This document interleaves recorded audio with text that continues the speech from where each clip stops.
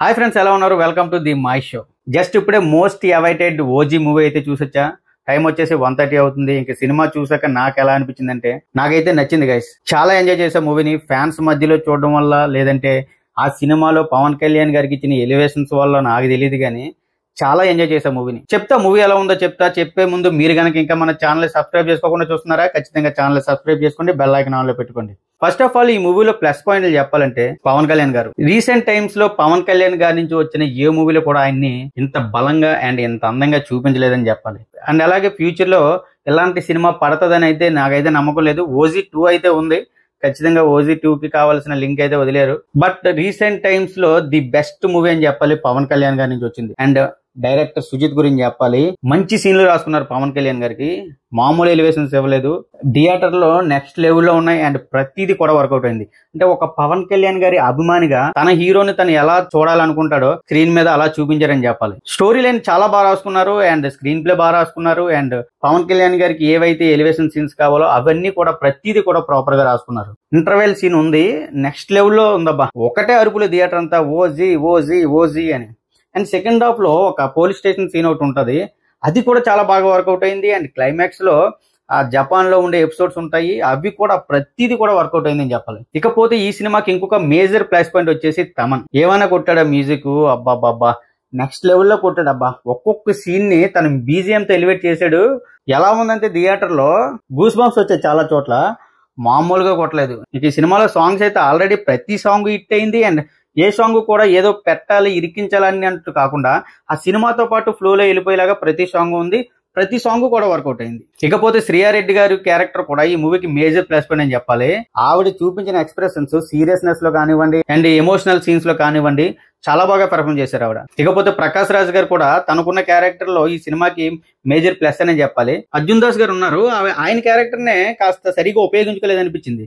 Trailer లో చూపించినట్టే ఆయన ఏంటంటే వన్ ఆఫ్ ద సగం మూవీ ఒక పక్క ఉంటారు అండ్ ఇంకో సగం మూవీ ఇంకో పక్క ఉండేలా చూపించారు. బట్ అలాంటి ఒక యాక్టర్ ని పెట్టుకొని ప్రాపర్ గా యూజ్ చేయలేదు అనిపించింది. ఇకపోతే హీరోయిన్ ప్రియాంక మోహన్ గారు, చాలా చిన్న క్యారెక్టర్ ఆవిడది, ఫస్ట్ హాఫ్ లో ఉంటారు అండ్ చాలా త్వరగా ఎండ్ అయిపోతుంది ఆవిడ క్యారెక్టర్ కూడా. బట్ ఉన్నంతలో కూడా బాగానే చేశారనిపించింది. ఇంకా ఒకటే, పవన్ కళ్యాణ్ గారి ఫ్యాన్స్ కి మాత్రం నెక్స్ట్ లెవెల్ సినిమా అని చెప్పాలి. థియేటర్లు అయితే విపరీతంగా ఎంజాయ్ చేస్తారు ప్రతి ఒక్కరు కూడా, ఇంకా ఆ విషయంలో మాత్రం డౌట్ లేదు. ఇకపోతే ఎలాంటి సినిమా అయినా సరే కాస్త ఎన్నో కొన్ని మైనస్లు అయితే ఉంటాయి అండ్ అలాగే ఈ మూవీలో కూడా కొన్ని మైనస్లు అయితే ఉన్నాయి. ముఖ్యంగా హీరోయిన్ క్యారెక్టర్ ఏదైతే ఉందో అది హీరో లైఫ్ లోకి తను ఎలా వచ్చింది అనేది చూపించలేదు. డైరెక్ట్ గా వాళ్ళిద్దరికి పెళ్లి అయినట్టు చూపించారు.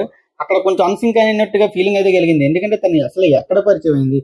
ఓజీ అనే ఒక క్యారెక్టర్ చాలా బలమైన క్యారెక్టర్ అండ్ చాలా ఇంటెన్స్ తో కూడుకున్న క్యారెక్టర్. తనని చూస్తేనే చాలా మంది భయపడతారు అండ్ తన పేరు వింటేనే చాలా మందికి దడ అయితే పడతారు. అలాంటి ఒక క్యారెక్టర్ లైఫ్ లోకి హీరోయిన్ ఎలా వచ్చింది, వాళ్ళిద్దరికి తాలూకు బ్యాక్ స్టోరీ ఏంటి అనేది అస్సలు చూపించలేదు. అది కాస్త డిసప్పాయింట్ అనిపించింది. అండ్ ఫస్ట్ హాఫ్ ఎంత ఎంగేజ్ చేసిందో, సెకండ్ హాఫ్ స్టార్టింగ్ లోనే ఒక పోలీస్ స్టేషన్ లో ఒక సీన్ ఉంటుంది, అక్కడ వరకు ఓకే. ఆ తర్వాత పాప తాలూకు సీన్స్ ఏవైతే వచ్చాయో అవి కాస్త ల్యాగ్ చేశారని ఫీలింగ్ కలిగింది అక్కడక్కడ. బట్ ఓవరాల్ గా మళ్ళీ సినిమా ఎండకు వచ్చేసరికి అవే ఎలివేషన్స్ అండ్ అయ్యే గూస్ బంప్స్ ఇచ్చే సీన్స్ తో మళ్ళీ సినిమాని నింపారు. అండ్ క్లైమాక్స్ కూడా చాలా జస్టిఫై చేసేలాగా ఉంది. అండ్ పార్ట్ 2 కి అయితే లింక్ ఇచ్చారు. అండ్ పార్ట్ 2 కే కాదు, మీరందరూ అనుకున్నట్టుగానే సాహో మూవీకి కనెక్షన్ అయితే ఉంది. అది ఏంటి అనేది బహుశా పార్ట్ 2 లో కంప్లీట్ గా చూపిస్తారు అనుకుంటున్నాను. బట్ ఉంది, ఖచ్చితంగా సాహో మూవీకి ఓజీకి కనెక్షన్ అయితే ఉంది.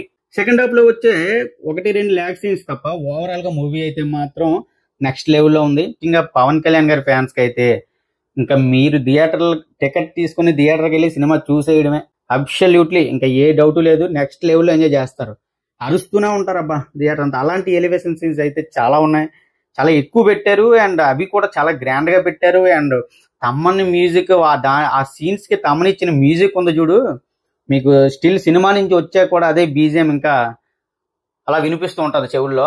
ఆ లెవెల్లో కొట్టాడబ్బా, మామూలుగా కొట్టలేదు. ఒక ప్రాణం పెట్టాడనే చెప్పాలి ఈ సినిమాకి. తమన్ మాత్రం ముందే చెప్పాడు, మేసం కూడా మెలేసాడు అనుకోండి. అబ్సల్యూట్లీ తను చెప్పినట్టుగానే కొట్టాడు, నెక్స్ట్ లెవెల్లో కొట్టాడు. అండ్ ఈ మూవీకి పార్ట్ 2 ఉంది కాబట్టి స్టోరీని కొంచెం త్వరగానే ఎండ్ చేశారు అనిపించింది. ఫస్ట్ హాఫ్ అయితే నాకు టైం తెలియకుండా అయిపోయింది, అప్పుడే ఇంటర్వెల్ కట్ పడింది ఏంటి అనే ఫీలింగ్ అయితే కలిగింది. ఫైనల్ గా మూవీ అయితే మాత్రం నెక్స్ట్ లెవెల్లో ఉంది.